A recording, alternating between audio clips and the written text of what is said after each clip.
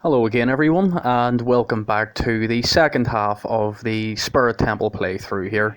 So now that we've got the Master Sword, we are Adult Link, and we are on our merry way back to the Spirit Temple. So we'll play the Requiem of Spirit, if I can actually do this properly, and we'll get ourselves moving again.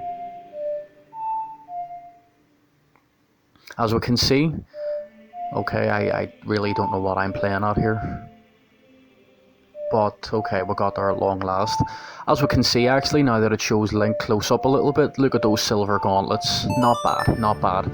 But now we can of course move much heavier and larger blocks that would normally be an impossible obstacle for us to get past. So we've got our gauntlets, now we're going back to the Spirit Temple. I hate these things. And their stupid sound effect, it's just like... It's so annoying.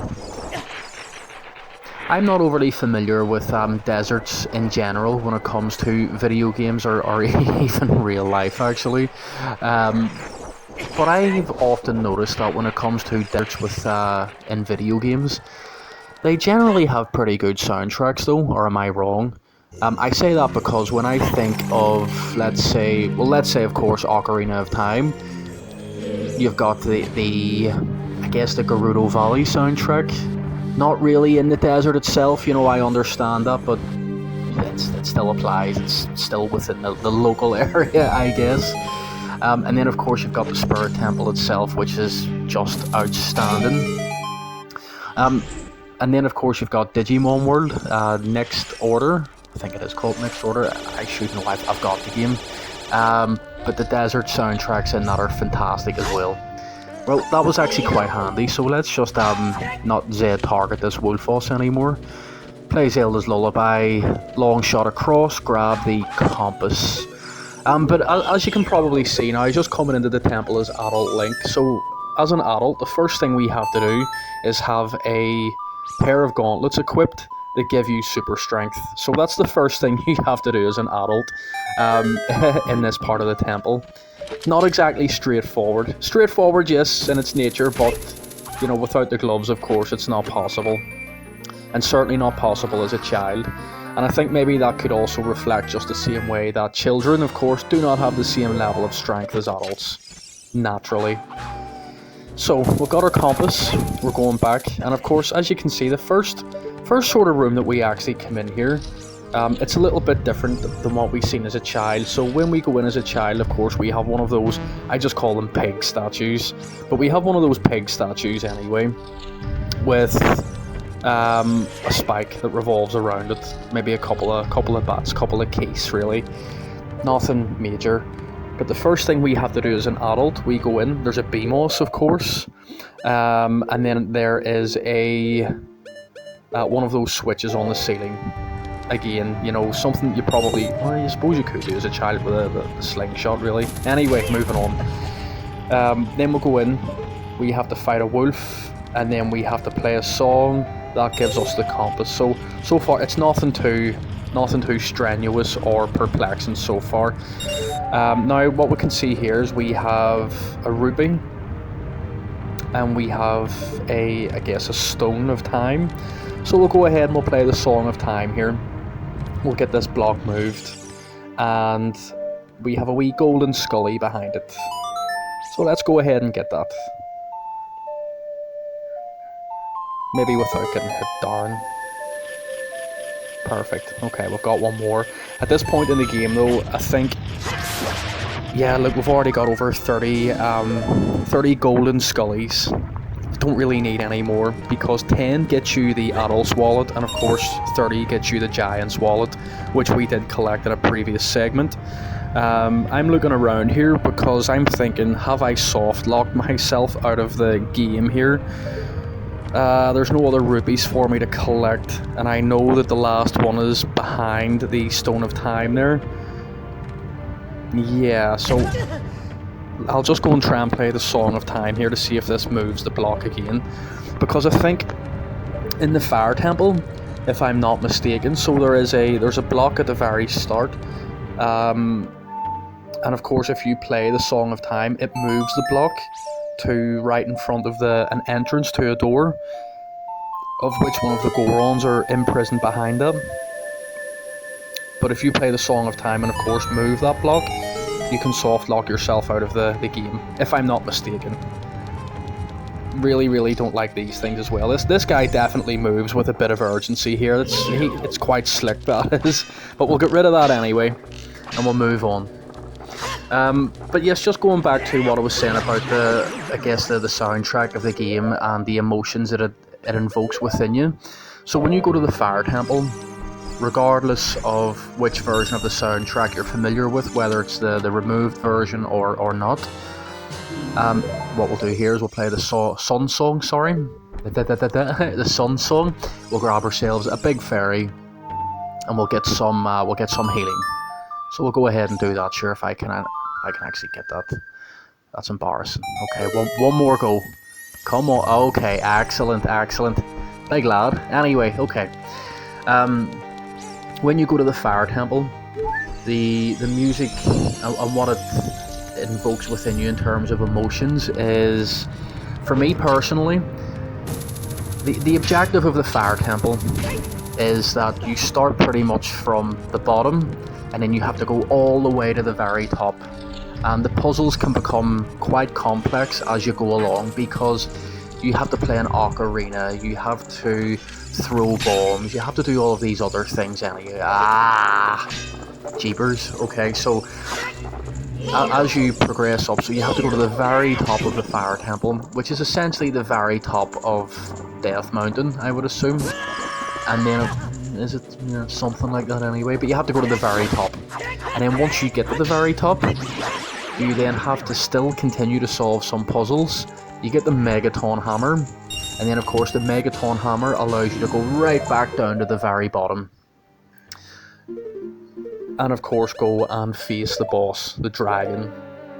Love that boss fight, by the way. But whenever it comes to the transition between childhood and adulthood, so the Fire Temple of course is the second temple chronologically within the game, and once you get there you run into Darunia, who of course is your sworn brother after he gives you the Goron's ruby. But anyway, you run into Darunia again, and that's the thing, because even when you are an adult, you will still run into familiar faces in your life. Some will, you'll have a greater relationship, or those people and the relationship they've had with you have had a greater impact on your life than others, really. But you get yourself into a situation in which you're in this Fire Temple anyway, and you run into a sworn brother, very familiar friend, a childhood face, all of that sort of stuff anyway. But when you meet him and you hear that little sort of theme music whenever it plays, whenever you do meet him, what happens is that it gives you this sense of comfort, I guess, because you're familiar. You know this person, they're very close to you, and of course you're in this temple, which, if it wasn't for the fact that you have a special tunic on, you wouldn't be able to breathe in there. The temperature would be too much for you. Okay, so this is the room that I meant that's quite important when it comes to the Spirit Temple itself, because, just look at the walls to start with. The level design in this Spirit Temple is fantastic, and the soundtrack as well is one of my favourites in any video game. But essentially, when it comes to the Fire Temple, the soundtrack for me, because of course you do have that little bit of comfort when you run into Darunia, but the soundtrack personally makes me feel really heavy, like there is so much pressure, and that could be because the level is set, or the temple is set in a volcano, an actual active volcano. So it's not surprising really that the music and the environment makes you feel trapped, makes you feel very heavy, under pressure, and it's suffocating. It is absolutely suffocating. And for me personally, it's obviously a very deliberate choice by the music and the level designers for that to happen. So what we'll do now, we played Zelda's Lullaby, we'll go ahead and try and long shot across onto this chest here. What am I aiming at? Oh, wowie. Oh, this is a bit rough. Come on, please, let me get it this time. Am I? The chest is literally on the map and compass here. I can see it. It's directly in front of me.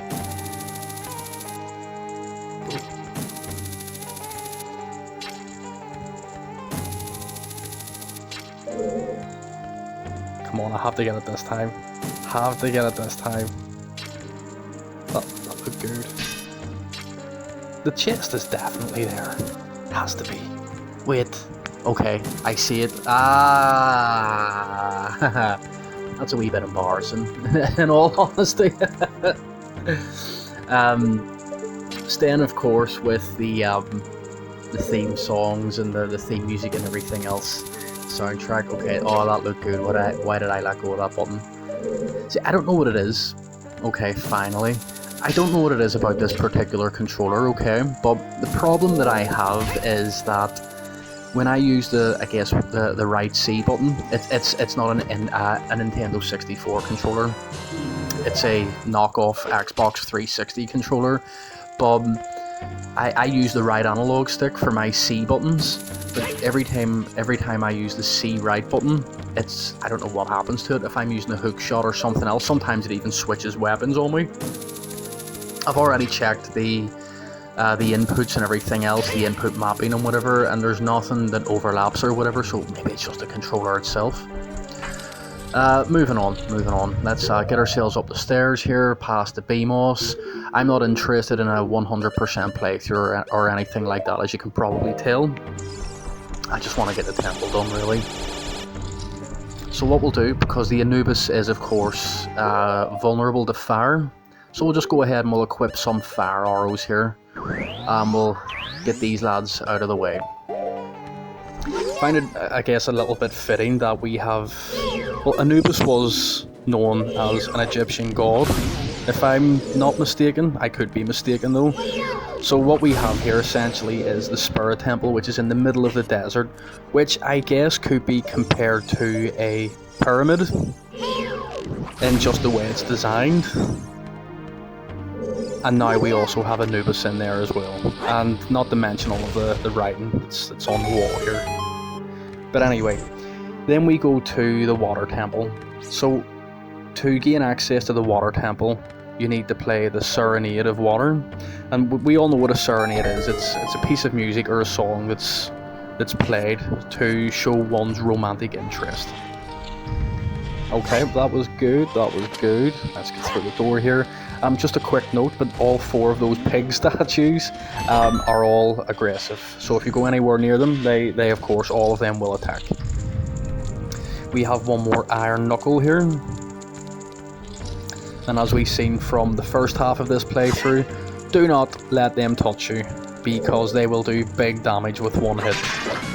But yes, the Serenade of Water, of course.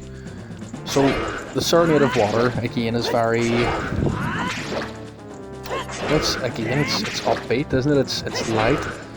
And that was, of course, a very intentional choice, because if a serenade is played to show romantic interest, we of course have Link and Princess Ruto. Princess Ruto has always been in love with Link, so a serenade, I guess, shows that relationship. But then, of course, going into the Water Temple itself. Okay, this is fantastic. Okay. Delivered by Amazon Services, next day delivery. But what we have then, of course, is in terms of the Water Temple music itself, the Water Temple is one of those temples that anybody who has played this game from start to finish, or even had a couple of playthroughs, knows that the Water Temple is just nasty. It is, for me, well, at least for me personally, it's just one of the most confusing temples in the entire game. Because you might have some backtracking with, let's say, the Forest Temple, for example. With the Fire Temple, you have to go up and then you have to go down. When it comes to the Water Temple, however, because you change the water level itself, you go up, down, up, down, up, down, and I know fine rightly my playthrough of it wasn't as smooth as it could have been, but that's okay. Alex Mahone. But essentially it's quite complex, because it's like, I guess if the water temple had a motto, it would be, you have to go down to go up, or you have to go up to go down, or something like that anyway. But the thing is, when you're in water, you feel much lighter.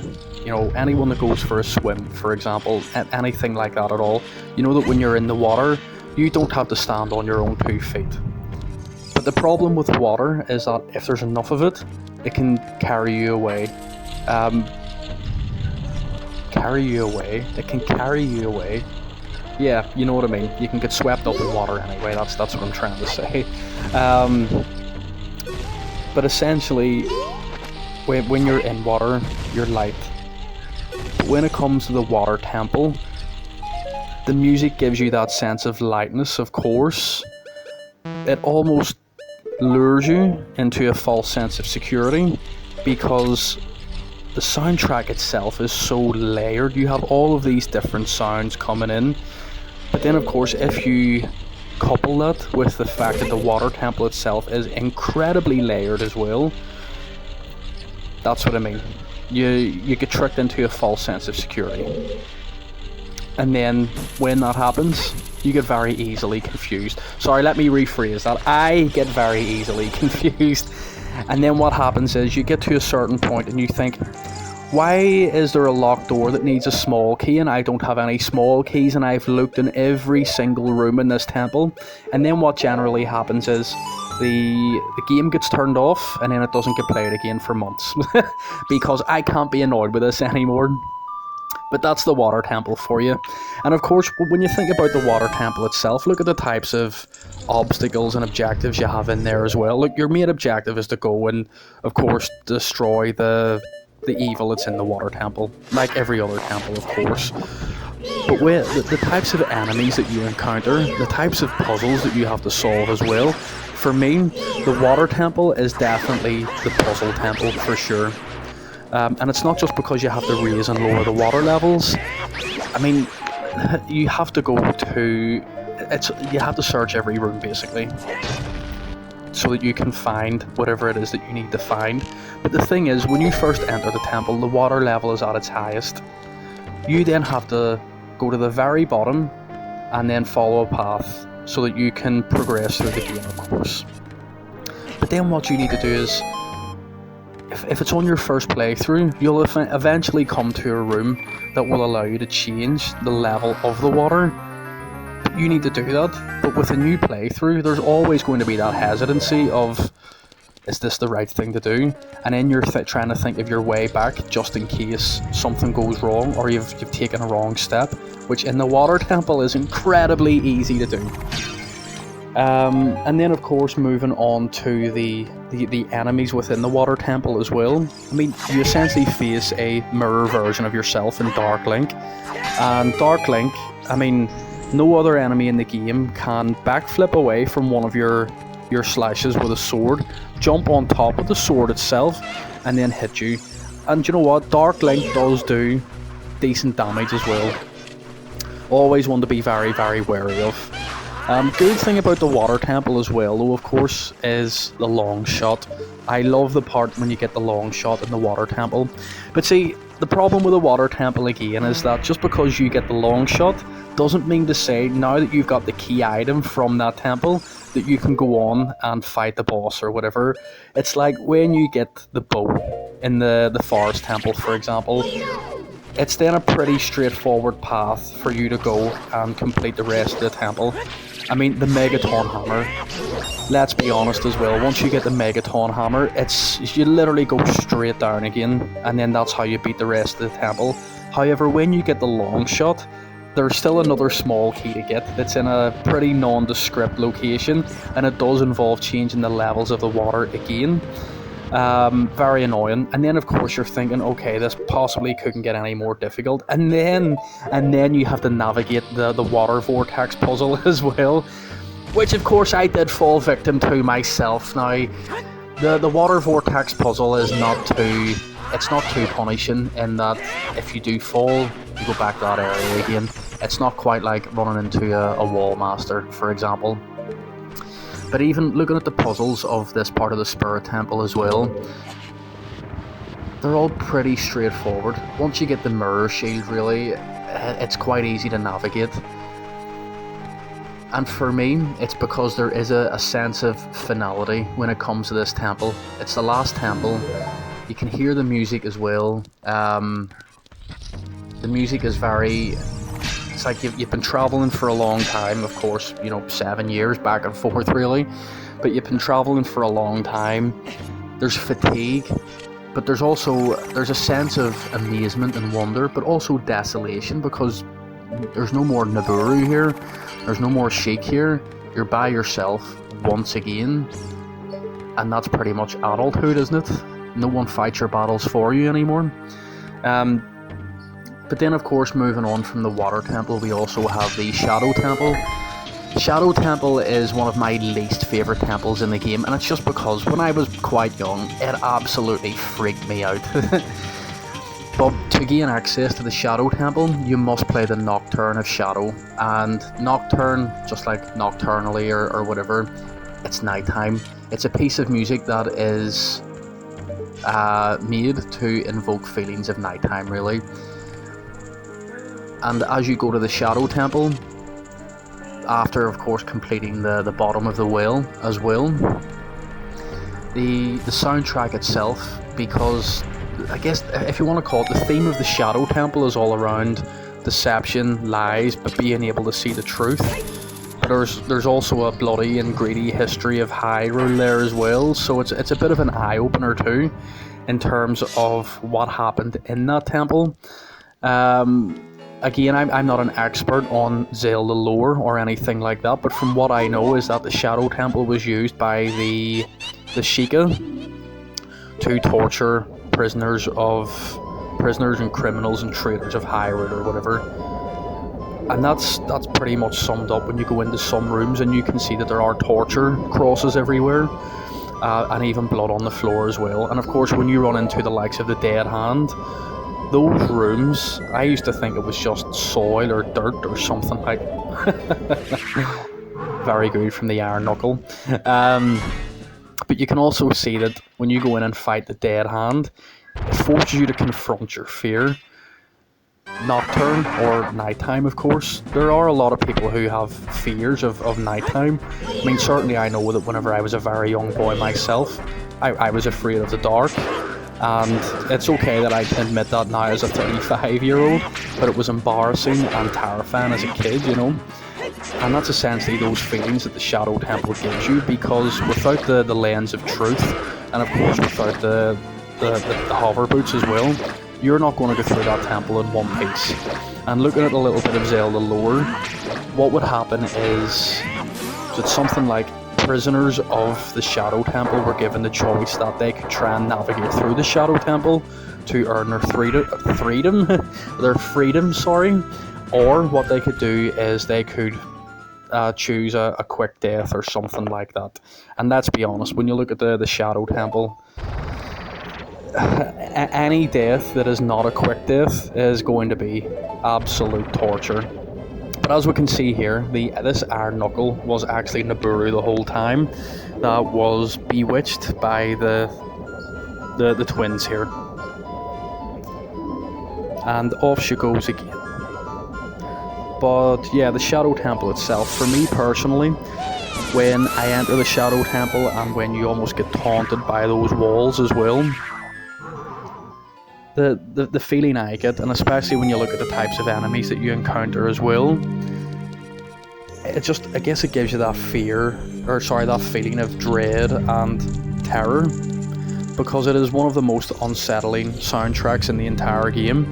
But then when you couple that with the actual temple itself, the level design and everything else, and of course in the rooms in which you fight the Dead Hand, that's all dead bodies, by the way, not bodies per se, but skeletons and remains and whatever. It's horrifying. But of course there's also a sense of mystery with the soundtrack, and of course the temple itself as well. But here we go. Now we're going to see the witch twins, and they're going to have different elements that they use to try and attack you with. So one is fire, one is ice, and this is why we have the mirror shield. But then lastly, speaking on the Spirit Temple itself. So to gain access to the Spirit Temple, of course, you need to go across the desert after a grueling gauntlet in the Gerudo Fortress as well. And then of course you get there, and when it comes to the Requiem of Spirit itself, again going back to what that actually is, what a Requiem is, it's in remembrance of the dead, and it's typically played in Catholic mass services. So okay, so this is not a good start here. As we can see, this drains the health pretty quickly here. Let's try and avoid that when possible here.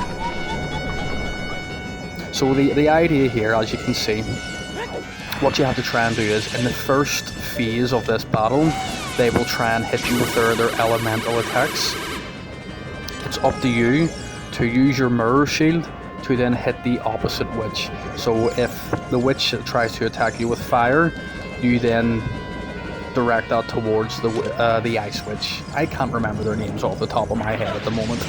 I don't really think it's overly important anyway. I mean, ice witch and fire witch is pretty much just as effective as their actual names anyway. But when it comes to the Spirit Temple, so when you hear the Requiem of Spirit, there is a very, very obvious sense of finality in that particular soundtrack, in that particular piece of music. At least personally to me anyway.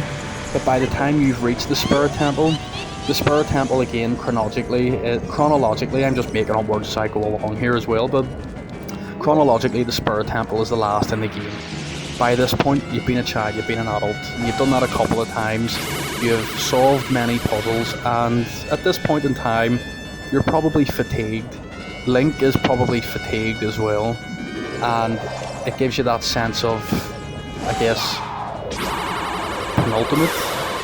That's probably not the right way of phrasing it, but you know that the end is coming up and it's quite soon.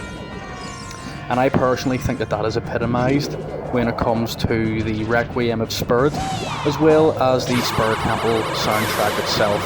Because when you enter the Spirit Temple, firstly you go in as a child, and the first thing that happens is 2 pots are coming after you. And could you imagine if this was real life and you had to do these trials and whatever, and you got to the Spirit Temple, and the first thing that happened after you had an exhausting time of trying to go through all of these temples and nearly getting killed and everything else, is that the very first thing that happens to you is that 2 pots just come flying at you. You would just think, oh, not this again. I can't be annoyed anymore. But then of course you go up, you meet Naburu, and the segment in which you're a child going through the Spirit Temple it's quite straightforward really. Then as an adult, look, it's not quite as straightforward, but if you compare the Spirit Temple with, say, the Water Temple, it's much, much easier and straightforward and linear. I am not doing too well here at the moment. I need a bit of a miracle. I'll take that. We're going to get serious now. Get ready for probably one of the funniest moments in the entire game. Yeah. When the 2 witches just fuse and become a very, gets a very voluptuous Gerudo witch woman. But yeah, in terms of the Spirit Temple itself, look, it's expansive.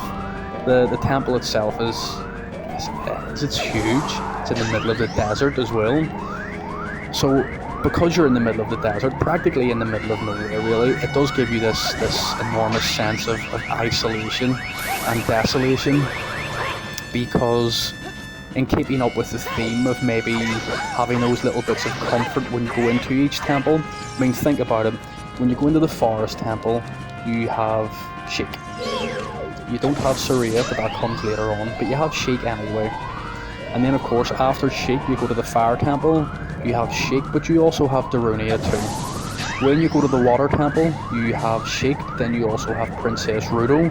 And again, these are familiar faces from your past that are giving you that, I guess, that little bit of a sense of comfort really.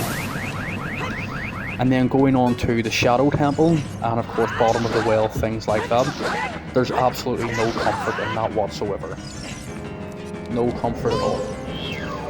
And then going into the Spirit Temple, well, first you go into the Spirit Temple as a child, so I guess you still have those childlike feelings of optimism, looking at the world through a different lens compared to an adult, maybe when you're jaded or things like that.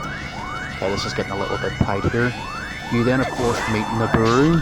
Naburu actually takes time, speaks with you, and I guess builds up that little bit of a rapport with you, even though she's really only interested in the silver gauntlets.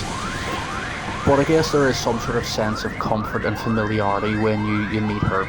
Unfortunately then, as you progress through the Spirit Temple as a child, you then, well, of course we all know what happens to her, but before that we also run into the Owl again. And again, it's that familiar face, and he's sort of saying, you know, this is my last piece of advice or whatever. And I suppose it gives you that sense of finality again, like this is it, that we're on the home stretch here. And then he goes. And then of course what happens to Naburu is she gets captured by the witches. She then gets turned into an enemy, a servant for Ganondorf. Then we have to go and we have to solve that puzzle coming back as an adult, and we have absolutely no familiarity or comfort here. Link is pretty fatigued at this point. He's traversed over all of these different types of planes, temples and everything else. And now it's time for this to end. But as we can see, I guess, you know, not the smoothest boss fight for sure, but certainly a straightforward one. And all we do is, with the Mirror Shield, we just redirect their magical attacks back towards them. And that's it.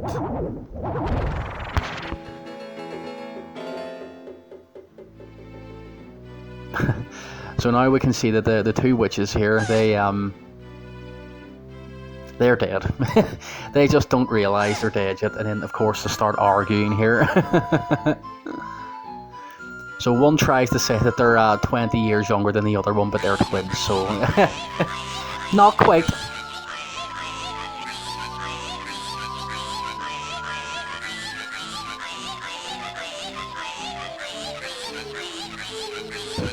I love the fact that they also have their own theme song as well. Yeah, brilliant. Okay, so what we'll do, we'll just grab this last heart container, and we will be on our merry way. That's 13, is it? Happy days. Normally I don't really finish a playthrough with this many heart containers, but you know what? I'll take that. And what we'll do now is we're going to collect the Spirit Medallion from Naburu, who is revealed to be the last sage. And then we will be on our way to the Temple of Time.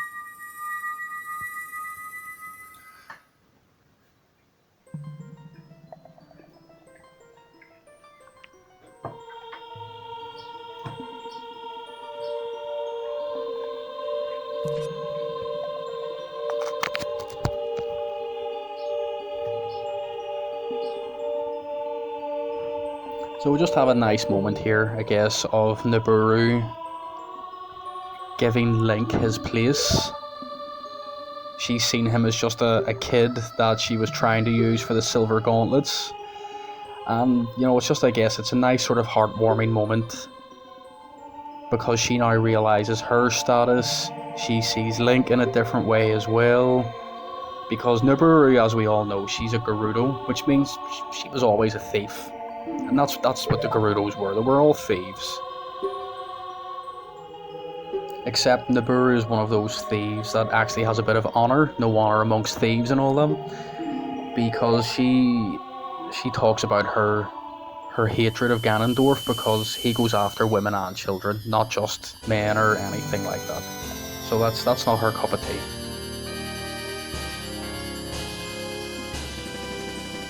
And of course we have the parting message. If only I knew you would become such a handsome man. I should have kept the promise I made back then. So perhaps what Naburu actually wanted to do was, maybe she wanted to marry Link or something like that. I don't know. I don't really want to know any more than that, to be fair. But now we have Roru coming back.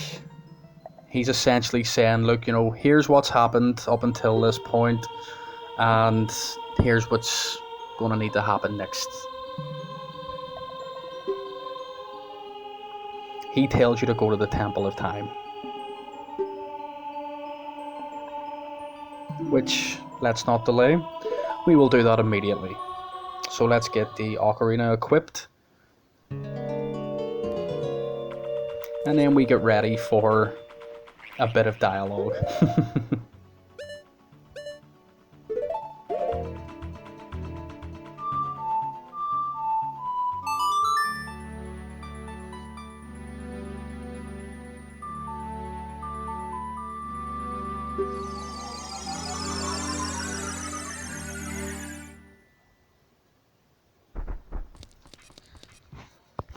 Yep, so as we can see here, Sheik has been waiting for us in the Temple of Time.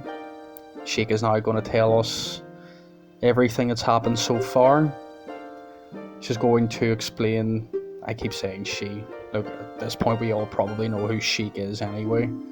The red eyes are a dead giveaway, no.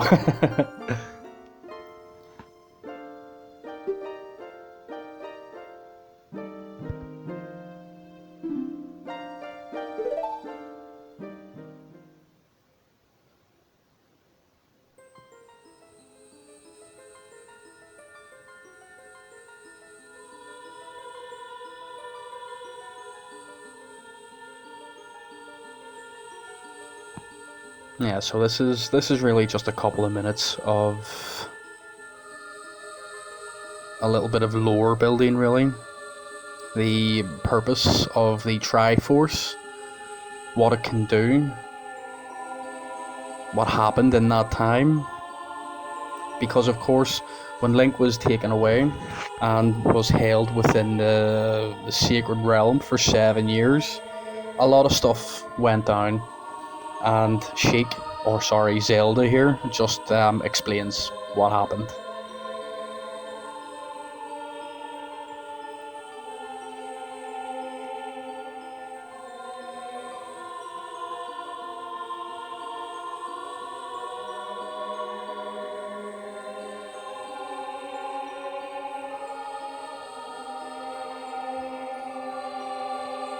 And that's it then, guys. So what I'm going to do is, for the last sort of couple of minutes here that this is going to run, I'm just going to let this play through, and then once this finishes, that will be the segment over. I would just like to once again take this opportunity to thank everyone who has been coming to the channel, the regular visitors, regular viewers, those who are commenting, those who are liking, even giving feedback as well. And for anyone that is new to the channel, thanks very much for tuning in. I hope everyone has had a fantastic weekend, that you've had a Sunday well spent, and that you're looking forward to the week ahead. And I hope that you've got something to look forward to as well. And if I can ask, of course, if you haven't already, please consider dropping a like on the video and subscribing as well. It's free for you to do, and it helps me out massively. Well, on that note, enjoy the rest of your weekend, guys, and have a fantastic week. And I will see you next week for the finale. All the best. Thank you.